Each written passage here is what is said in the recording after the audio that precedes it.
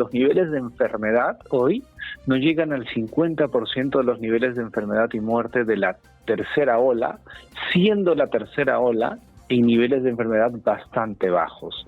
Y entonces han dicho, ¿cómo seguimos comprando irresponsablemente sin controles? Nada, prorroguemos el estado de emergencia. Y la pregunta para el doctor Neira, por supuesto, es esta, ¿no? ¿Se justifica la medida? ¿Cómo está, doctor? Qué gusto saludarle. Muy buenos días y bienvenido a Exitosa. Manuel, no, para mí es un gusto y un placer de conversar contigo. Buenos días. Bueno, Evidentemente no hay un sustento científico, sanitario, ni ético ni moral para declarar 6 meses, 180 días, prorrogar el estado de emergencia. Y lo han hecho 15 días antes, Manuel, posiblemente porque de acá a 2 semanas el nivel de contagio haya descendido muchísimo, porque ya se ve hace 2 o 3 semanas ese descenso.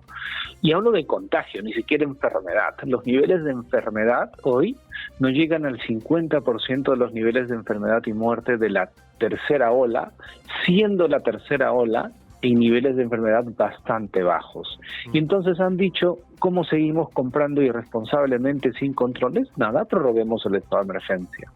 Lo que te dice la epidemiología, Manuel, es que en los próximos 5 meses vamos a estar como los 5 meses previos a la cuarta ola, sin mayor incidencia sanitaria por términos de COVID, ojo, no otras enfermedades. Es decir, podríamos estar hablando de ¿qué? ¿Control de COVID o de una enfermedad que ya no tiene el impacto, que ya se ha hecho una enfermedad, digamos, en este caso, bueno... Endémica. Endémica, esa es la expresión, efectivamente, endémica, y que ya no nos va a generar ese desborde del sistema hospitalario como nos ha pasado en tercera, segunda y primera ola? En primera y segunda ola, Manuel. La tercera ola no desbordó. No podemos hablar de control, lo que podemos hablar es lo que tú acabas de decir, de una situación endémica por historia natural, y esto lo hemos visto venir desde hace más de 7 meses, era previsible esta situación, y entonces cuando tú haces un análisis completo, ves que esto va a ser endémico durante varios años, va a ser como la gripe estacional y vamos a convivir. Los datos de enfermedad y muerte hoy por COVID-19 son muy parecidos a los de influenza estacional. Y esa es la situación en la que nos encontramos. Ahora, yo reviso siempre que puedo la sala situacional COVID y lo que encuentro no es, digamos, como antes, una especie de lógica. O estamos en crecimiento sostenido, lento, o sostenido rápido, veloz, dependiendo en qué momento estemos hablando, o en un descenso rápido, veloz, o en un descenso leve, o estamos en una meseta permanente, constante. Lo que veo es una especie, es así como a veces diría de serrucho, ¿no? Por ejemplo, tenemos el último reporte, menos de 3,000 contagios. Pero otro día veo 6,000 contagios. Otro día puedo ver 8,000 contagios. Ahora el último registro habla de 20 fallecidos. Hace 2 días vi 30 fallecidos. Y hace 4 días vi 9 fallecidos. O sea, no veo como cifras que me puedan dar de alguna manera, qué sé yo, una especie de foto con alguna permanencia, sino muy variable. Eso se debe, Manuel, porque no hemos sido capaces de implementar un sistema de vigilancia epidemiológica adecuado en casi 3 años. Okay. Y entonces nosotros, cuando hacemos un análisis, no hacemos en el análisis, no nos basamos en la data diaria. Lo que hacemos es usamos la data oficial de 7 días para sacarle un promedio. Porque con los días que pasan empiezan a ajustarse cifras y eso te da un mejor panorama para empezar, digamos, a plantear hipótesis y ensayar. Pero no solo usamos datos peruanos, sino en salud pública usamos datos internacionales y hacemos ese análisis completo. No solo usamos datos de epidemiología, de enfermedad, de camas UCI, sino hacemos un análisis también de situaciones sociales, de información teórica que existe sobre todas estas enfermedades, y a partir de ahí ensayamos hipótesis, ¿no? Correcto. Y sobre ello, por lo menos hace 7 meses, nosotros ensayábamos hipótesis de que el panorama ya era esperanzador, teníamos un panorama bastante bueno, claro, difícil y duramente gracias a las 2 primeras olas que nos ofrecieron una inmunidad bastante importante, y eso se está viendo en la realidad. Y el papel de la vacunación en ese tema de una enfermedad endémica, ¿qué papel ha jugado? ¿Qué tan decisivo ha sido? Importante, Manuel, jugó un papel importante. Hay que comprender que las vacunas en 2021 jugaron un papel importante en su pauta inicial y completa, y eso terminó de complementar aquello que se venía adquiriendo como inmunidad natural. Hoy, a todas luces, la comunidad científica ya no duda de la importancia de la inmunidad natural. Hace 7 meses todavía había dudas, pero eso sumada a la vacuna, a las 2 dosis de pauta completa, 87%, 88% de la población, pues posiblemente esté muy bien protegida, y a partir de ahí esto ya se vuelve endémico, y por ahora esa es la situación sanitaria. O sea, ahora, pero nuestra protección con la inmunidad natural sumada a la de las vacunas puede en algún momento descender. Podemos ir de alguna manera bajando esa inmunidad y volvernos otra vez, digamos, vulnerables, y hacer que esto que es endémico vuelva a tener otra vez niveles epidémicos, ¿o eso es un imposible desde la epidemiología?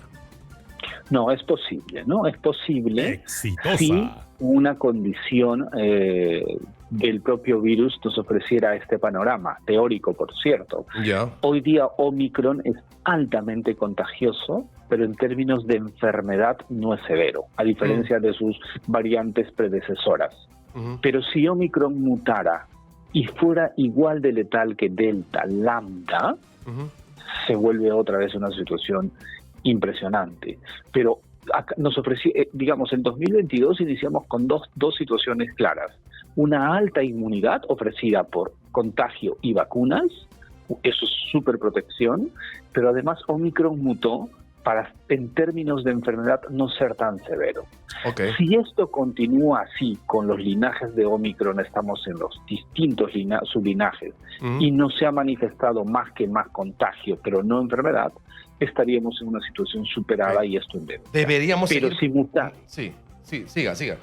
Pero si mutara para ser altamente severo, habría que analizar. Pero hoy la evidencia nos dice que por lo menos 20 meses estaríamos protegidos contra enfermedad severa y muerte, con esta doble inmunidad, ¿no? Que algunos le llamamos inmunidad híbrida. Pero usted habló hasta la segunda dosis. Entonces, lo de la tercera dosis, y algunos hablan de cuarta dosis, que no sería necesaria.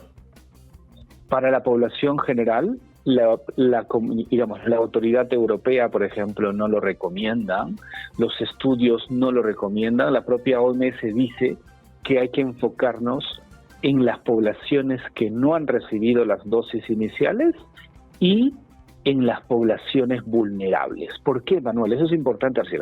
Yo no estoy contra las vacunas, sino estoy contra la aplicación inadecuada de las estrategias. Okay. ¿Sabes por qué las dosis de refuerzo en la población general no es tan importante?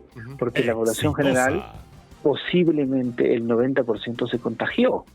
Y entonces, si tú tienes un contagio más 2 dosis, tienes una buena protección contra enfermedad. Entonces, enfócate en ese 10% que falta recibir 2 dosis, que es muy difícil de llegar y entonces requiere esfuerzos mayores, y dosis de refuerzo para la población vulnerable. Hoy sabemos cuál es la población vulnerable, es aquella que fallece. Mayores de 80, altamente vulnerables, 70 más o menos vulnerables, entonces enfocarnos con ellos, y el resto de la población debe tener una cierta normalidad. Eso es importante. Ahora, si eso dice la ciencia, entonces, ¿cuál ha sido la base para 6 meses más de emergencia? Ninguna. Intentamos hacer el análisis, verificar. Desde mi punto de vista personal, hoy, como te decía, no encuentro sustento científico, sanitario, y para mí ético y moral, porque esto restringe muchas actividades de la sociedad para poder implementar una medida, además tan larga, 7 meses en una crisis sanitaria que suele ser dinámica. Por eso te digo, que tienen una bola mágica para poder hacer y decir durante 6 meses. Para mí, mi hipótesis es solo porque las situaciones de emergencia te permiten gestionar, agilizar, gastar, y, entre comillas, gastar para mí inadecuadamente, ¿no? Y entonces esa sería la única razón, salvo ellos evidencien, salvo el ministro salga hoy y nos diga los datos que tenemos, nuestra bola de cristal en MINSA nos dice que Omicron ha mutado y entonces necesitamos. Que serían datos que solo tienen ellos, ¿no? Porque los datos públicos que también el ministerio genera, por supuesto, no le da para esa conclusión. De hecho, una de las cosas que están clarísimas es el tema de hospitalización y UCI, que en donde sí se nota una cosa clara, descenso sostenido, exitosa, pero lento, pero descenso al final. Se nota bastante claro eso. Ha sido muy gentil, doctor Neira, como siempre. Muchas gracias por responder nuestras inquietudes.